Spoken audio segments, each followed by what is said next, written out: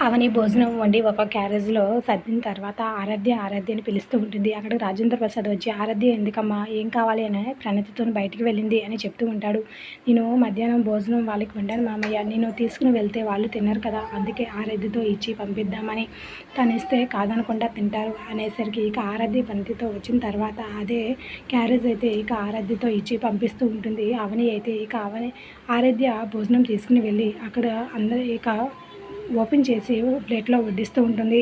ఇక బామ్మగారికి, పార్వతమ్మకి, అలాగే అక్షయ్‌కి అందరికీ కూడా తనే స్వయంగా చేతులతో తినిపిస్తూ ఉంటే అదంతా కిటికీ నుండి చూస్తూ ఉన్న అక్షరకైతే చాలా హ్యాపీగా అనిపిస్తూ ఉంటుంది. ఇక వాళ్ళ తండ్రికి కూడా గోరుముద్దలు తినిపిస్తూ ఉంటుంది. ఆరాధ్య అయితే చాలా హ్యాపీగా అనిపిస్తూ ఉంటుంది అక్షరకి. ఇక ఆరాధ్య వెళ్ళిపోయిన తర్వాత అది అవని పంపించిందని తెలుసుకున్న అక్షయ్ అయితే వాళ్ళ ఇంటికి వస్తూ ఉంటాడు. అక్కడ అక్షయ్‌ని చూసి రాజేంద్ర ప్రసాద్ అవని అక్షయ్ వైపే చూస్తూ ఉంటే, "నువ్వు భోజనం మాకు పంపించావు కదా మధ్యాహ్నము, మాకు తెలుసు. అందుకే మీకు డబ్బులు ఇవ్వడానికి వచ్చాను. మాకు మధ్యాహ్నం భోజనం నువ్వు పంపించావు కాబట్టి అక్కడ ఇంతే ఉన్నాయి, ఇవే ఇస్తున్నాను" అని చెప్పి తన వాలెట్ ఓపెన్ చేసి అందులో ఉన్న అమౌంట్ అయితే అక్షరకి ఇస్తూ ఉంటాడు.